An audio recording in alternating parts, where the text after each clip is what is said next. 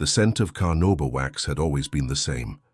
Martha Spencer had known that fragrance since she was 16, when she started working as a cleaner in the home of a widowed lady in the Brooklyn Heights neighborhood. It was a smell of preserved things, of varnished memories, of stories that people keep on shelves but never dare to unpack.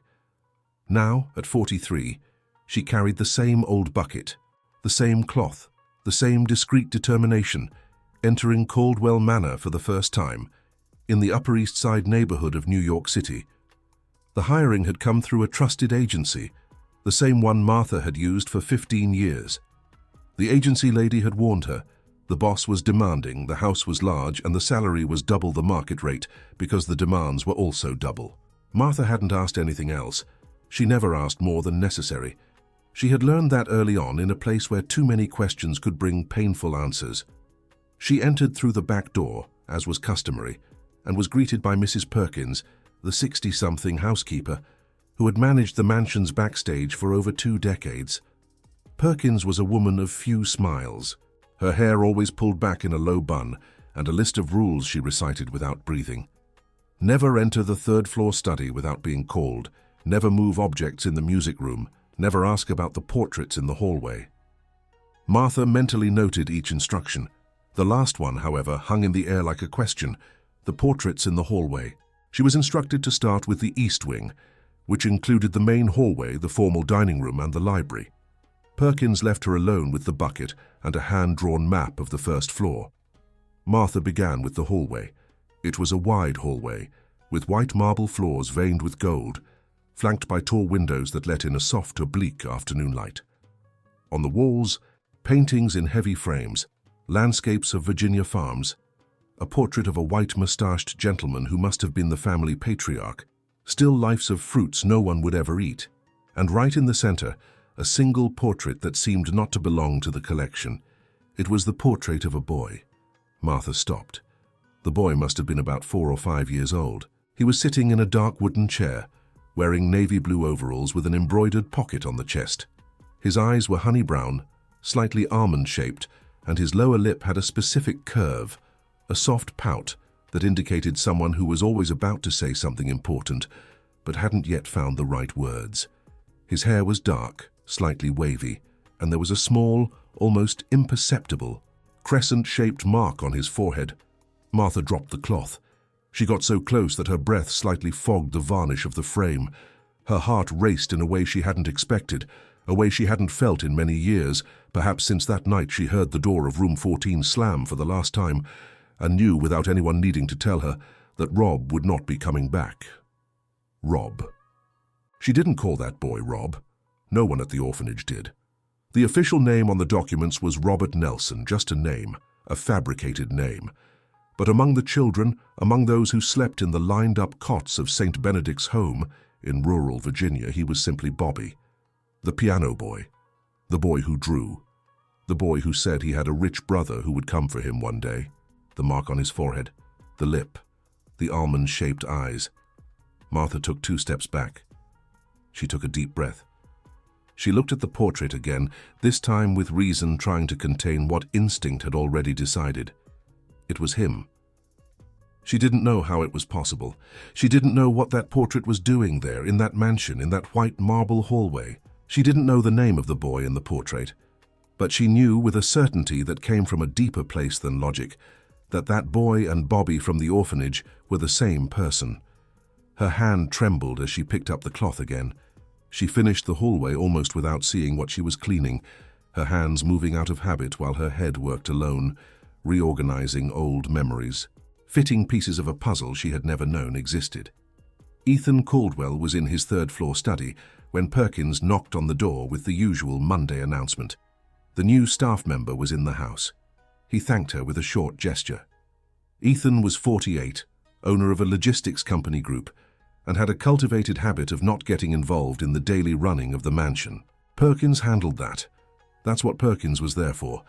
But that late afternoon, when he went downstairs to retrieve a document he had left in the library, he found the new staff member standing in the hallway. She wasn't cleaning. She was looking at Roderick's portrait. Ethan stopped. No one looked at that portrait that way. Visitors rarely noticed it, and when they did, They made a polite comment and moved on. Perkins had learned not to mention the subject. The other staff knew by a kind of unverbalized consensus that the portrait in the hallway was sacred, silent territory. This woman, however, looked at the painting as if recognizing a face in a crowd after years of not seeing it. "Are you all right?" he asked. Martha turned around. The surprise in her eyes was genuine, but there was something else mixed in, something Ethan couldn't immediately name. "Excuse me, sir, I was—" She hesitated. She looked back at the portrait, then at him. "Can you tell me who the boy in this painting is?" Ethan stood motionless for 3 full seconds. It was a question no one ever asked him directly. Not this way. Not with that tone of someone who already suspects the answer. "Why do you ask?" he said, and his voice came out deeper than he intended. Martha carefully placed the bucket on the floor, as if buying time, organizing her own words. "Because I think I knew this boy," she said. "A long time ago, in a place far from here. And if I'm right, Mr. Caldwell, what I have to say will change everything for you." The silence that followed was the kind of silence that precedes storms. Ethan felt, without understanding why, that this moment was a fold in time, a point before and after which things would never be the same. He pulled the nearest chair and said with a quietness that cost effort, "Then tell me." Martha began to speak, and every word she uttered was like a key turning in a lock, rusted for 3 decades, opening a room that Ethan Caldwell had learned to pretend didn't exist, but which was always there, waiting, smelling of memory and unfulfilled promise. She spoke of St. Benedict's home, of a boy who arrived at 6, scared and quiet, with a name that didn't seem his own, of his drawings, of the story of the rich brother who would come for him, of the crescent-shaped mark on his forehead. Ethan Caldwell listened to everything without blinking, and when she finished, he stood up, went to the portrait, placed his hand on the frame as if touching something alive, and said with a voice that broke on the last syllable, "My brother's name is Roderick. He disappeared when he was 4. I was 8. I swear I was going to find him." And Martha, who had spent her whole life learning not to cry in front of strangers, felt the tears falling before she could even decide to hold them back. Because some stories wait decades to find the right person to tell them, and the hallway of Caldwell Manor, with its white marble and afternoon light, had kept it secret for too long. The road that climbs to Harper's Ferry has a curve, right after the junction with the rusty iron sign, where the horizon suddenly opens up and the Blue Ridge Mountains appear in full, lead-colored and luminous, like a slow revelation. Martha had taken that curve dozens of times in her life, but never inside an imported black car, with cream leather seats and perfectly set air conditioning.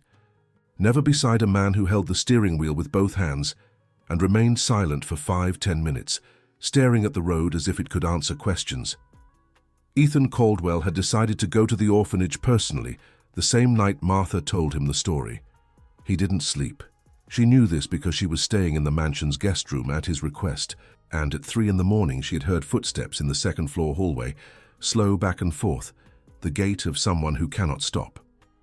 The next morning, he appeared at breakfast in the same clothes as yesterday, with deep circles under his eyes and a determination that needed no comment on his state. "You know the way," he said. "We're going today." It wasn't a question. Saint. Benedict's home was on an uneven cobblestone street on the edge of town, a brick building with a colonial roof that had been a school, a field hospital during a flu epidemic in the 40s, and finally an orphanage since 1962. The facade was simple, with a ceramic image of the patron saint above the main door, half the paint peeled off. The front garden still had an old mango tree that shaded the gate, the same old mango tree, according to Martha. "That tree was here when I was 10, she said, getting out of the car. "The children called it generous because it gave mangoes in December, unlike the others." Ethan looked at the mango tree as if it were a witness. Sister Agnes received them at the entrance. She must have been 80, maybe more, with a parchment face and lively black eyes that moved with the agility of a 40-year-old woman. She recognized Martha with a smile that lit up her whole face and hugged her with surprising strength for her size. "Martha, my dear, you've grown so much, so big and beautiful." She stepped back to get a better look. And you've brought a visitor. Sister Agnes, Martha said. This is Mr. Ethan Caldwell from New York City. We need to talk to you about a child who lived here, Robert Nelson. The nun's smile didn't fade, but something in her eyes changed, a quick shadow like the passing of a cloud. Better come in, she said. The interior of the orphanage smelled of baked bread and pine disinfectant, a smell Martha knew by heart, which inhabited a specific place in her muscle memory, the place of smells that childhood imprints without asking permission. There were children in the inner courtyard, loud voices, the thud of a ball hitting the wall. Life continued there, as it always had. Sister Agnes led them to a small sitting room with 3 chairs and a coffee table, where there was always a pitcher of lemonade. As Martha remembered, this time there was chamomile tea. The nun served the cups unhurriedly, as if haste was a form of disrespect. Ethan placed the portrait on the table. It was a good quality photographic reproduction he had had printed that morning, faithful to the original. Sister Agnes tilted her head. She put on the thin-rimmed glasses she hung on her habit cord. She remained silent for a long moment. "Robert Nelson," she said finally, and in her voice there was a tenderness that contained sadness. "That boy, I thought of him so many times." "Do you confirm he lived here?" Ethan asked, and Martha noticed he was controlling every word, every tone with visible effort. "He did.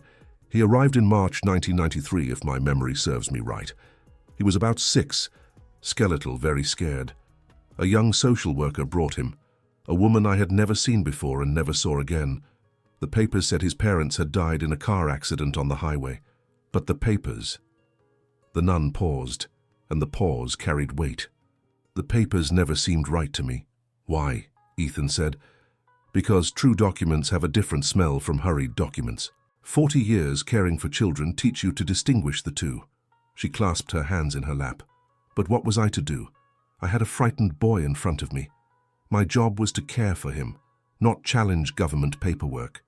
Martha said softly, "Do you remember what he used to say about his family?" "How could I forget?" The nun smiled melancholically.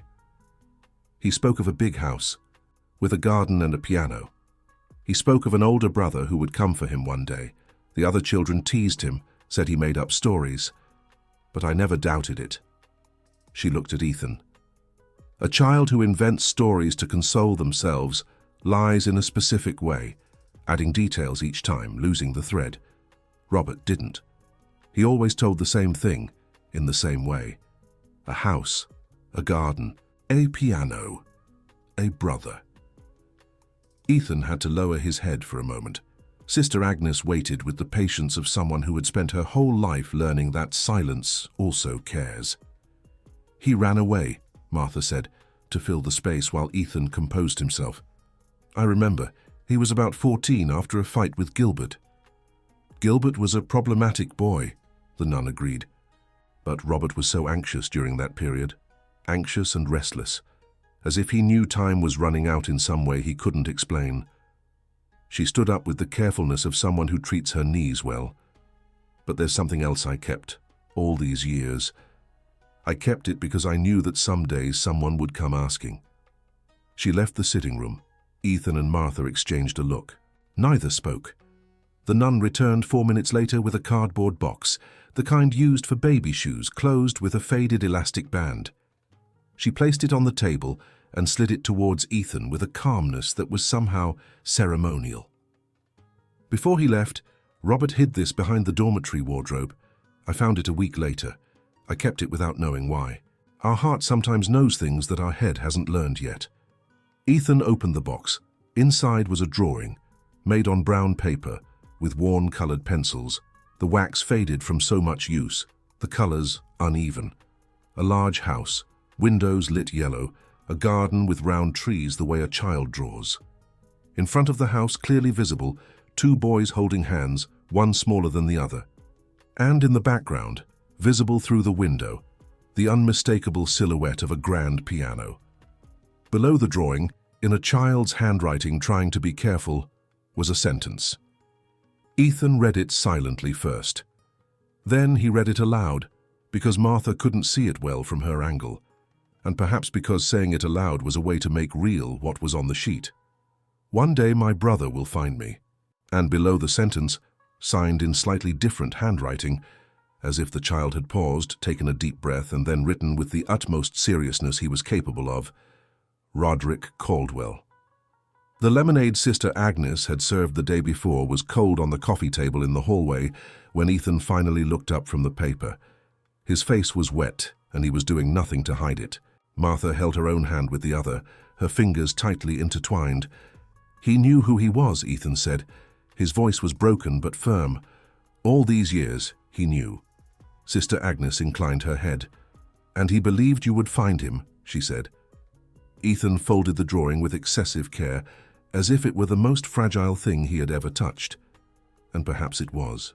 Because that piece of brown paper with worn pencils was proof that a 14-year-old child had set off alone into the world, carrying only one certainty: that his brother's love was real and that promises were not lost. They merely waited for the moment to be fulfilled. The search for Roderick Caldwell had truly begun, and there was a trail to follow. Detective Arthur Finch was 60, with a grey mustache and a brown leather briefcase he'd had for so long that the leather had molded to the shape of his hands. He was known in the field as the man who found what others had given up looking for, not for any supernatural talent, but for an almost stubborn willingness to keep asking questions when everyone else had stopped. Ethan hired him on a Wednesday afternoon, in a short conversation in the third-floor study, and Arthur left the office with a heavier briefcase and a brighter gaze. The case, he said before leaving, was the kind of story you tell your grandchildren.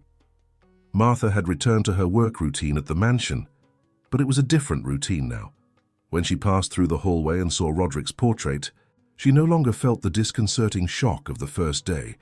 She felt something else, a kind of responsibility, as if the chance that had placed her in that hallway was, in fact, the closing of a cycle that had begun decades ago on a Sunday afternoon at St. Benedict's home, when a dark-haired boy had told a 9-year-old girl that he had a brother who would come for him one day, and she had replied with the innocent cruelty of childhood, "If you had a brother, you wouldn't be here." She still carried that sentence. She had carried it her whole life. Arthur worked for 3 weeks before appearing at the mansion with the first results. He sat in the conference room that Ethan had temporarily converted into a search headquarters, with maps and timelines taped to the wall, and opened his briefcase with the ceremony of someone who knows that what's inside will change the mood of everyone in the room. "I found a record," he said. 1996, a 17-year-old giving the name Robert Orphanage, a combination of his registered name and the place he lived, was admitted to a municipal shelter in Richmond after being found unconscious at a bus terminal. Minor head trauma, suspected malnutrition. He stayed 2 weeks, then he disappeared again. Ethan stood up from his chair without realizing it. "Physical description?" he asked. "Dark hair, honey-brown eyes, mark on his forehead." Arthur looked over his glasses. "It matches." Martha covered her mouth with her hand. "But he disappeared again," Ethan said, and the sentence came out as a harsh statement. Without drama, the kind of thing you say when you're trying to keep your feet on the ground while the ground shakes. At that time, yes. But the story doesn't end there. Arthur turned a page. In 2012, there's a record of admission to a public hospital in Charlottesville. A 30-year-old man, giving the same compound name, was admitted to the emergency room in a state of severe confusion after a motorcycle accident on a highway. Diagnosis: partial amnesia, possibly associated with the impact and a history of untreated prior traumas. The word amnesia echoed in the room in a way no one commented on immediately. "He didn't know who he was," Ethan said. "He knew some things. He remembered the name he used. He remembered fragments, but large periods of his life were blank, according to the medical chart." Arthur closed his briefcase for a moment, the gesture of someone about to say the most important part. "But there's a doctor, Dr. Alistair Quinn, who treated this patient and still works at the same hospital. I spoke with him yesterday by phone." Ethan remained motionless. "Did he remember the patient?" Martha asked. "He said he never forgets. In 40 years of medicine, this was the case that stayed with him the most." Arthur opened his briefcase again and pulled out a notepad. The patient drew, constantly. On any paper he found, on the back of exams, on the margins of forms, and always the same thing. Portraits of children and a specific scene that Dr. Alistair described as two boys in a garden, with a piano visible through the window of a large house. The silence this time was complete. Ethan stared at the wall where the timeline was taped, the timeline Arthur had assembled by joining dates and records. 1993, arrival at the orphanage. 1996, shelter in Richmond, ? 2012, hospital in Charlottesville. What happened after the hospital? He asked. That's the problem. Arthur paused. Before being discharged, the patient disappeared from the hospital. A nurse said that on the morning he disappeared, he had mentioned that he needed to visit an orphanage, that there was something there he couldn't get out of his head. Martha turned to Ethan with an urgency that needed no preface. Sister Agnes, she said. Ethan already had his cell phone in his hand. The call took 3 rings to connect. When the nun answered, Ethan went straight to the point. Sister Agnes, in 2012, did a 30-year-old man come to the orphanage? Perhaps he didn't quite know his own name, perhaps he seemed confused. The pause on the other end lasted so long that Ethan thought for a second the call had dropped. My God, the nun finally said, her voice a whisper. He did. It was in July 2012. A man arrived here alone, on foot, looking like he had walked a long way. He stood in front of the gate for a long time before I went out to him. He said he needed to enter, that there was something inside the house that belonged to him. I let him in, of course. And, Ethan said, I took him to the old dormitory, which we use to store mattresses now. He stood in the center of the room for a long time, very quiet, his hands clenched. Then he went to the back wall. Another pause. I didn't go in with him. I stayed at the door. When he came out, his face was different, heavier. He thanked me, said something I didn't quite understand, and left. I didn't know his name. I wondered for days who he was. Sister Agnes, Martha said close to the phone. The back wall of the old dormitory. Did you check it after he left? I didn't. I don't know why. I went later, days later, and there was... The nun paused for a long time, the kind of pause that precedes a confession. There was a drawing on the wall. I thought one of the children had done it, but now that you ask like that... Is it still there? Martha said. The orphanage closed in 2019, Martha, but the building is still standing. The city council didn't landmark it, didn't tear it down, didn't do anything. It's there as it was left. Arthur already had the map of rural Virginia open on the table when Ethan hung up the phone. Neither of them needed to say anything. The trip was decided even before any words were spoken. St. Benedict's home, empty and silent, had a spectral quality that abandoned places acquire when they carry a lot of life within their walls. The generous mango tree was still in the front garden, but the garden had become a tangle of weeds and climbing vines that covered half the sidewalk. The main door was locked, but there was a side window that gave way with pressure, as Martha knew it would, because that window had been the secret path for dozens of children over the years. She went in first. Ethan followed her. Arthur stayed outside on guard as they had agreed. The interior was dark, smelling of dampness and old wood, but the structures held up.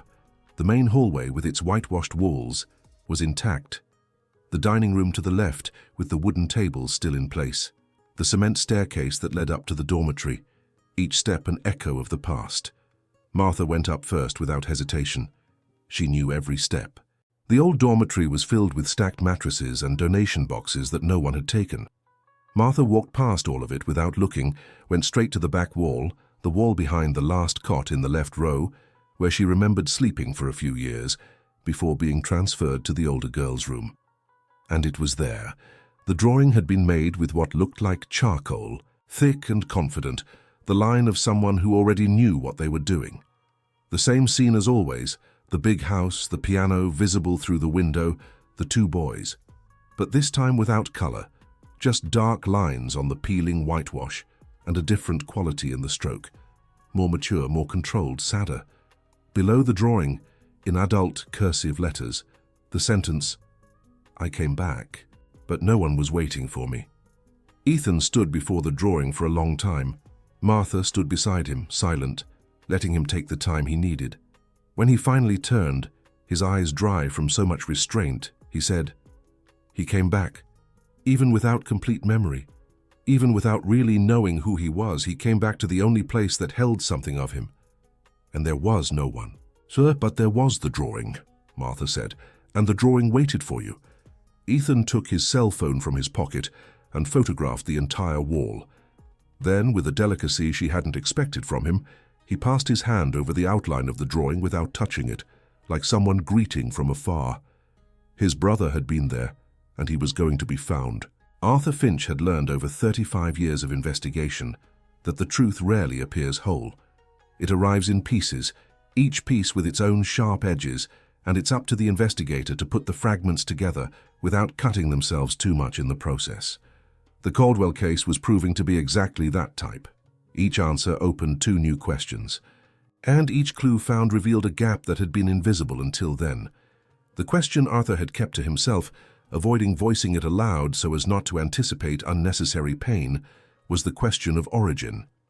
How did a 4-year-old boy leave a family in New York City and end up 2 years later in a rural Virginia orphanage with a false name and fabricated documents? Accidents don't fabricate documents. Misunderstandings don't change identities. There was a human hand in this story, and Arthur needed to find it. It was an archive search that opened the door. Registry office records, old contracts, and the name of a woman who appeared on a single line of a social assistance report, filed in sterling, dated March 1993, Zoe Miller, social worker, responsible for delivering the child Robert Nelson to St. Benedict's home. The problem was that Zoe Miller did not exist in any official social assistance record in Virginia, New York, or any other state. The professional registration number on the document was invalid. The address provided was a vacant lot. Zoe Miller was an invented name. Arthur passed this information to Ethan on a Thursday afternoon, with the care of someone delivering something heavy. Ethan listened without interrupting, sitting in the same study where he had hired the detective weeks earlier. But it was a different Ethan now, with less of the corporate armor and more of the 8-year-old boy who had spent decades carrying a promise. "So someone planned this," Ethan said. "With some forethought, yes." Arthur opened his briefcase. "But I didn't stop at the false name. I went after what was underneath it." What was underneath the false name was a story Arthur narrated without embellishment, because the truth was already complex enough without needing adornment.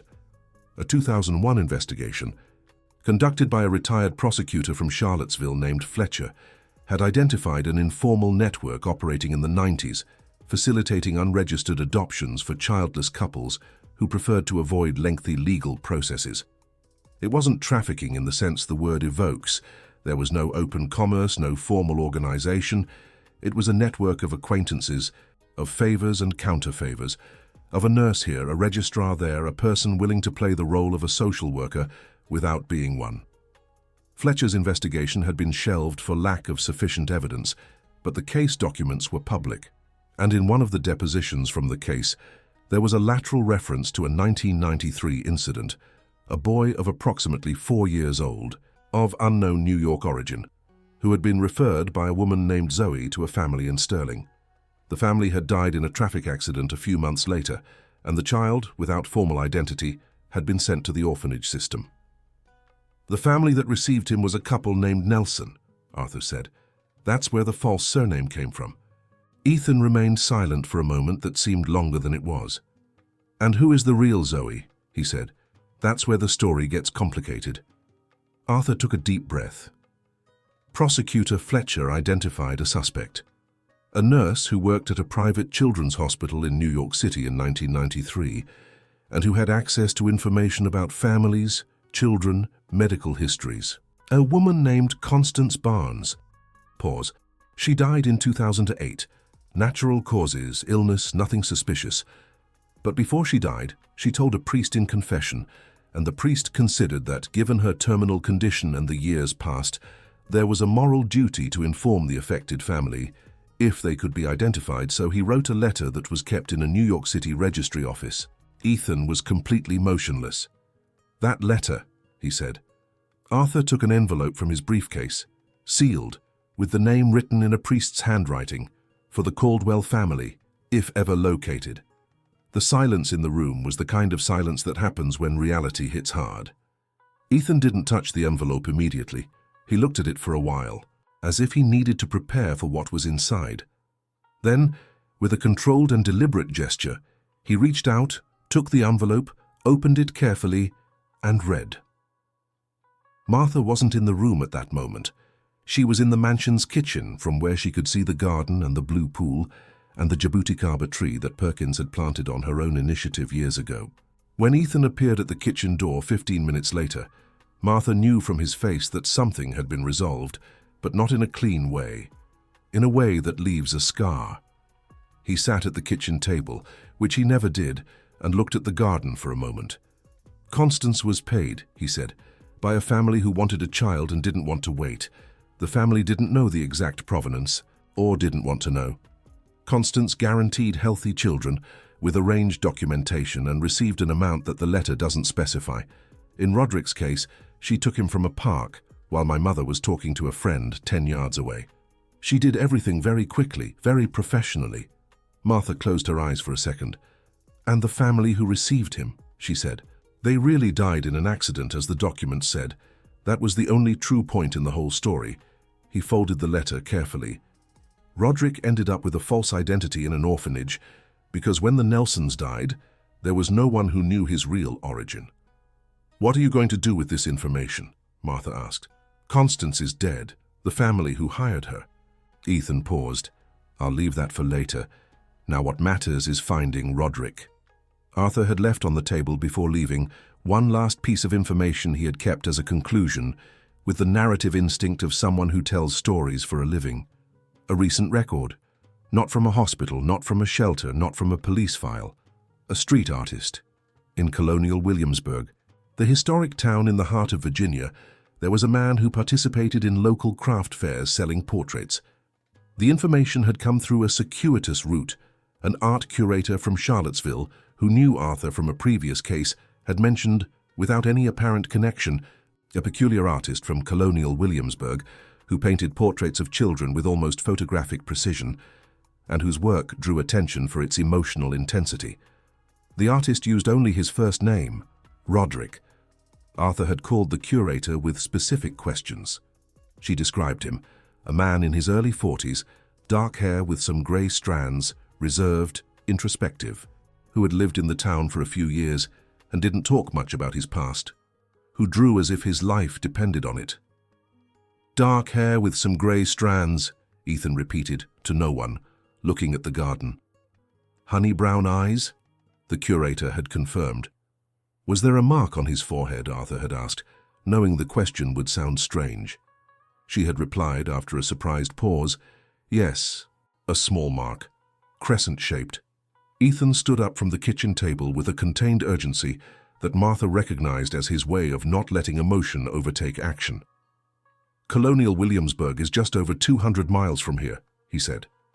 The craft fair is this weekend, Martha said, because she had checked while Arthur was talking. Then we'll go on Saturday.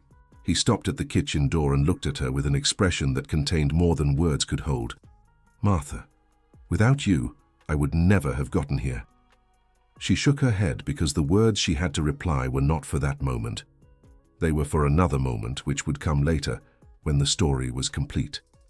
For now, there was an artist in colonial Williamsburg who painted portraits of children and carried, without knowing the full extent, the weight of a name that had belonged to a 4-year-old boy in a New York City park. And there was a brother who had promised to find him. Saturday would come. Colonial Williamsburg awakened slowly on fair Saturdays. The stones of the historic center remain damp with dew until 9 in the morning, and the shadows of the colonial churches stretch over the stalls that artisans set up at 6, when the town is still sleeping and only pigeons and coffee vendors make noise. It is a town of stones and memories, the kind of place where the past is not abstract but concrete, inhabiting every corner, every wall, every window with green or blue painted wooden shutters. Ethan and Martha arrived on Friday night and stayed at an inn on Fountain Street, a 1820 building with thick adobe walls that kept it cool all day. Ethan didn't sleep well. Martha, who had learned to sleep in any circumstance since her orphanage days, slept soundly and woke to the neighbor's rooster crowing at 5:30. feeling in her stomach that specific mix of anticipation and fear that accompanies things that have no turning back. They left for the fair shortly after 8. The central square was already filled with stalls, arranged in rows that mixed pottery, fabric, jewelry made of Virginian stones, dulce de leche sweets wrapped in foil, and art. Lots of art. Colonial Williamsburg had become, in recent years, a hub for artists seeking the countryside after the saturation of big cities, and the Saturday Fair was the heart of it all, a kind of open-air showcase where each stall was a world apart. Martha was the first to see him. She didn't see his face immediately. She saw his back, the angle of his shoulders, the way his head tilted slightly to the left as his right hand adjusted a painting on the edge of the stall. It was a movement she recognized before knowing why. The specific way a person curves their neck as if thinking while doing. The gesture of someone whose body and mind work together with a naturalness that comes from years of practice.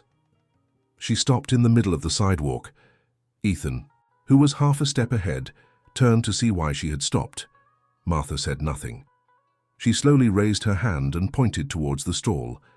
The stall was simple, a wooden structure with a beige canvas awning leaning against the wall of a colonial house.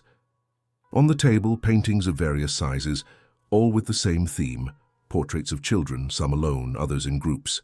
With that effective precision the curator had described, the children in the paintings had expressions that were both specific and universal, the face of a child that anyone recognized as childhood itself, belonging to no one in particular and belonging to everyone at the same time. And beside the table, still with his back turned, adjusting a larger painting leaning against the wall, was the artist. He turned when a customer approached the stall, and it was at that moment that Ethan saw him head-on for the first time. Early 40s, dark wavy hair, with grey strands at the temples, shoulders slightly stooped, not from tiredness, but in the characteristic way of people who spend hours bent over manual work. His eyes were honey brown, slightly almond-shaped, with a calm, distant expression that seemed to be the natural state of his face, not a pose adopted for the public, and on his forehead, visible even from 10 yards away, the small crescent-shaped mark. Ethan Caldwell stopped breathing for a moment that should not have been as long as it was. He was not the type of man to lose control. 48 years of life, 20 of them at the head of a company, had built in him a kind of internal architecture that stood firm regardless of what happened around him. But there is a point where all architecture yields, a point where the structure recognizes that it was built to withstand anything except precisely what is happening now. That was the point. Martha lightly touched his arm. "It could be him," she said, in a low, controlled voice. Her feet firm on the ground for both of them as a gift to him. "But let's take it slow. We can't just approach him any old way." Ethan nodded. He breathed. He composed his face. They approached the stall slowly, like any pair of visitors strolling through the fair that Saturday morning. The artist was answering an old woman's question about the price of a small portrait. His voice was calm, deep, with a Virginian accent softened by years of moving through other regions. When the woman left, he turned to Ethan and Martha with the professional courtesy of someone who receives dozens of people a day. "Good morning. Feel free to look around." Martha recognized the voice before his face had fully turned to her. It was deeper than the voice of the teenager who had called down the orphanage hallway on a warm summer night before disappearing. More tired, more weathered. But there was a specific quality there, a resonance that memory registered without analysis. "Bobby," she said, and the word came out before she could decide if it was the right moment. The artist stood motionless. It wasn't the movement of someone recognizing a name. It was the movement of someone feeling a name, as if the word had touched something very deep, in a place where memory and body meet, and the reaction was physical, before it was rational. "What did you say?" he said, very softly. "Robert," Martha corrected, her voice firm now. "Your name was Robert at the orphanage. St. Benedict's, in Harper's Ferry." She paused. "I was Martha. I slept in the third cot in the right row."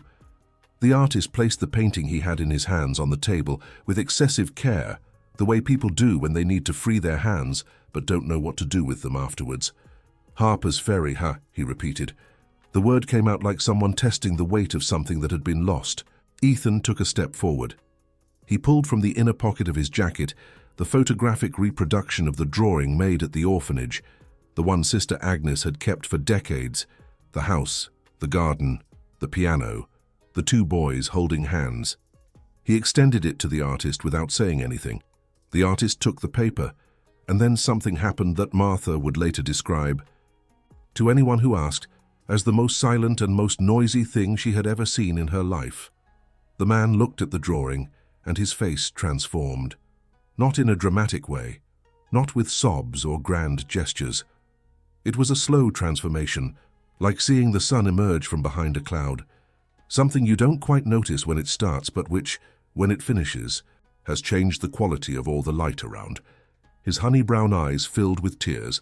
The hands holding the paper trembled slightly, and he became very quiet, the kind of quietness that happens when the entire body is occupied, processing something too big for just one part. "I made this drawing," when he said, with the certainty of someone not asking, but confirming something he had always known. "Yes," Ethan said. "The house." The artist looked at the drawing. "The piano." A pause. "My brother." "I am your brother," Ethan said. And they were the simplest and most complete words he had ever spoken. The artist raised his eyes from the drawing to Ethan.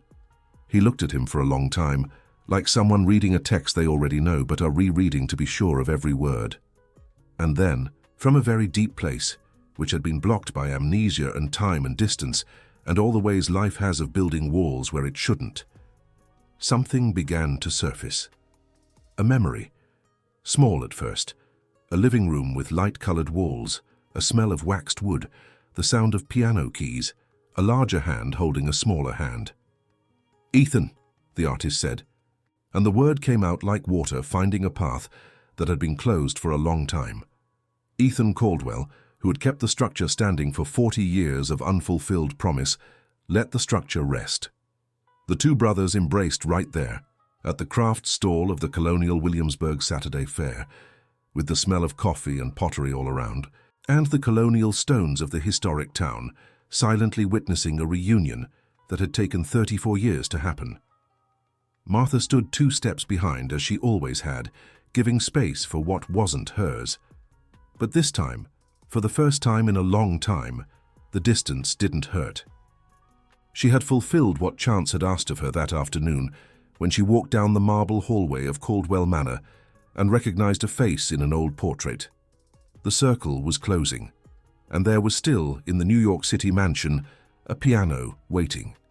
Roderick's first days at Caldwell Manor were made of silences and discoveries in equal measure. He arrived with a canvas backpack that fit in a taxi trunk, the kind of luggage of someone who learned not to accumulate, not to weigh down the places he was in, as if his body knew before his mind that permanence was always temporary. Perkins received him with her usual composure, but Martha noticed that the housekeeper took a second longer than necessary before saying good afternoon, as if she was calibrating how to treat this guest who wasn't a guest, this stranger who was the boss's brother, this quiet man with a mark on his forehead and eyes that observed everything with an attention that seemed both new and very old. The doctor chosen by Ethan, Dr. Vincent Price, a specialist in neurology and psychological trauma with an office on Park Avenue, was clear in the first consultation. Roderick presented typical patterns of long-standing dissociative amnesia, aggravated by a history of untreated emotional traumas and the 2012 accident. The memories were not erased. They were protected, blocked by a defensive architecture that the mind had built over decades as a way to survive what life had delivered.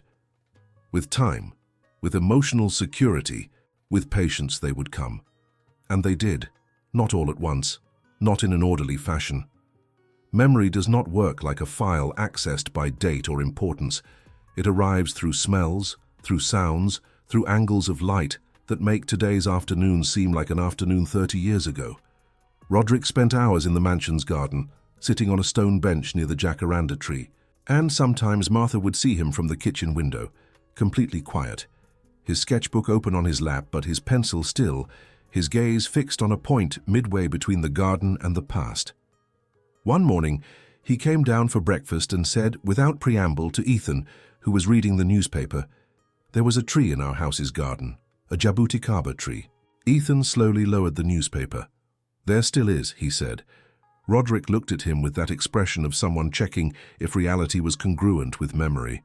Ethan stood up, went to the side window, and pointed to the corner of the garden that was hidden by the angle of the kitchen. The jabuticaba tree was there. Roderick went to the window. He looked at the tree for a long time. Then he said, still with his back turned, "I always drew trees with black fruits in my paintings. I never knew why. I thought I was making it up." Ethan did not answer. Sometimes silence is the most complete answer. His mother's letter was found on a Friday afternoon. Ethan had postponed the task of reviewing the contents of the office safe, a metal box embedded in the wall behind a landscape painting from Virginia, where he kept old family documents. He had done this for a reason he himself struggled to admit. He feared what he might find there. He feared the documents from the period of Roderick's disappearance, the letters his mother had written to him before she died, the things that are sometimes easier not to reread. But the time had come. Roderick was in the garden as usual. Martha was in the mansion because Ethan had asked her to stay, in a way that wasn't boss to employee, but someone who needs witnesses for moments that shouldn't be lived alone. Inside the safe were company documents, old bank statements, the deed to his grandparents' farm, and at the bottom, a yellowed envelope, tied with a blue satin ribbon that had faded to an almost white blue. On the envelope, his mother's handwriting, "For my children, when the time is right." Ethan took the envelope to the garden.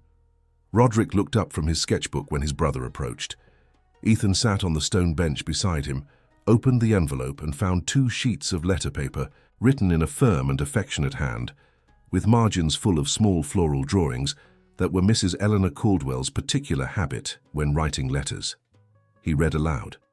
The letter was for both of them, written during her last hospitalization, knowing her time was short, but written without despair, with the peace of someone who had made peace with what she couldn't control. Eleanor spoke of the longing that had never stopped, of the hole at the center of everything, of the certainty, which she made a point of recording, that Roderick was alive somewhere, and that one day the brothers would find each other, because that kind of love doesn't unravel, it goes forward and waits. And at the end of the letter, the last sentence, which Ethan read twice because the first time he couldn't finish, "The piano still waits for both of you. Play together for me." Roderick held his hands open in his lap, palms up, like someone receiving something. His eyes were full, but did not overflow. There was a quality of seriousness in his face that Martha, observing from the distance of a more distant bench where she had stayed so as not to intrude, recognized as the face of someone coming home after a very long journey. "She knew," Roderick said. "She always knew," Ethan replied. The two sat in the garden for a time, neither of them measured. The jabuticaba tree swayed gently in the afternoon breeze. Somewhere in the city, a car honked, a dog barked. Life continued with its usual indifference. But in the garden of Caldwell Manor, at that specific moment, time was doing something different. It was healing. That night, Ethan opened the piano. It was a Bosendorfer grand piano, bought by his father decades ago, which had been closed for years with the excuse of lack of time, but for the real reason that playing piano in that house, without his brother, had always felt like an unbearable incompleteness. The wooden seal came off with a soft sound. The keys were slightly yellowed by time, but in tune, because Ethan paid a tuner who came twice a year to keep the instrument in order, for a reason he had never explained to anyone but which was now evident. Roderick stood at the music room door for a moment. Then he entered.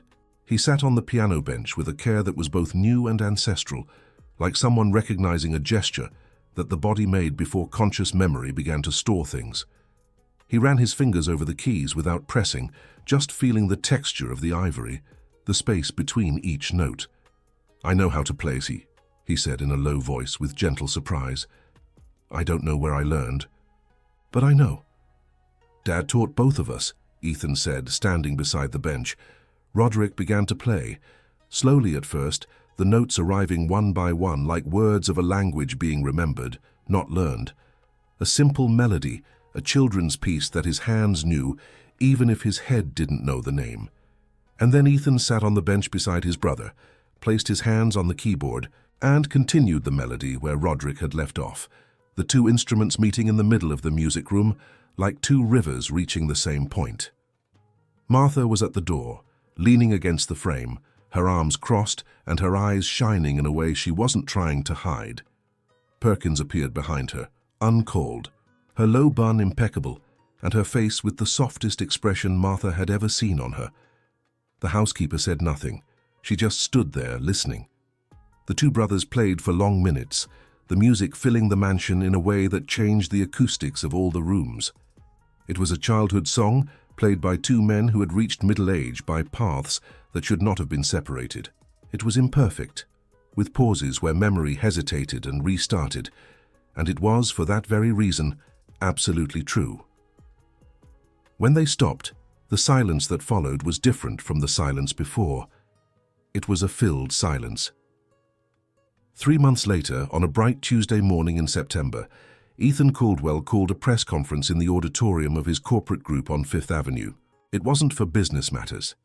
He announced the creation of the Eleanor Caldwell Foundation, in memory of his mother, with the institutional mission of supporting the location of missing children and adolescents in the United States, offering resources, technology, and legal support for families who lacked the means to conduct searches on their own. The appointed executive coordinator, before the cameras and flashes, was Martha Spencer.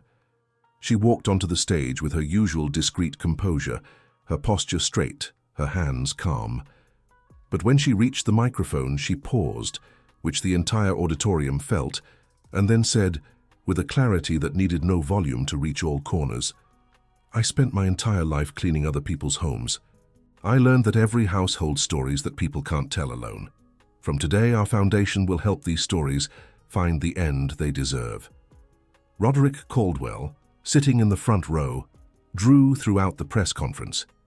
It was his way of being present, it always had been, his pencil moving as the world moved around him.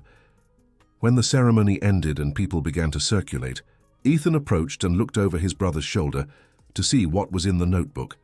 It was the foundation's logo, which Roderick had painted in the previous days, on a large canvas that was now hanging in the building's lobby.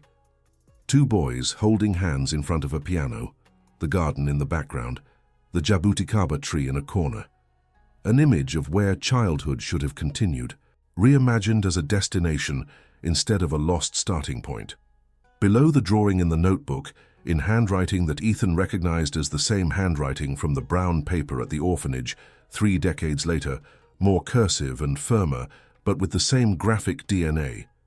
"You found me." Ethan laid his hand on his brother's shoulder. Roderick covered Ethan's hand with his own. And Martha, who had started that story by passing a cloth over a white marble hallway and recognizing a face in an old frame, saw the two brothers there and felt that there was something life sometimes does when no one is expecting it. It fixes what seemed irreparable, returns what seemed lost, and transforms decades of pain into a single instant of grace that is worth all the weight of having waited. The foundation would be inaugurated that afternoon. The piano in the mansion already had 2 musicians, and the white marble hallway held, in place of an unanswered question, the story of 2 brothers whom love had stubbornly kept connected through 34 years, 2 states, an orphanage, a drawing, and a cleaner who stopped before a portrait and recognized the impossible. End of story. If Ethan, Roderick, and Martha's journey touched your heart, know that stories like this exist because people like you keep them alive. Subscribe so you don't miss any chapters of our upcoming stories, which promise the same emotional intensity and that truth that only American fiction knows how to tell. Leave a comment below about which moment in this story stayed with you the most. Was it the portrait in the hallway, the drawing from the orphanage, the piano played by 4 hands, or that moment when Martha simply said, "Bobby," at the Colonial Williamsburg Fair? Your answer helps us continue creating stories that matter. And if someone you know needs a good story for the heart, share it now.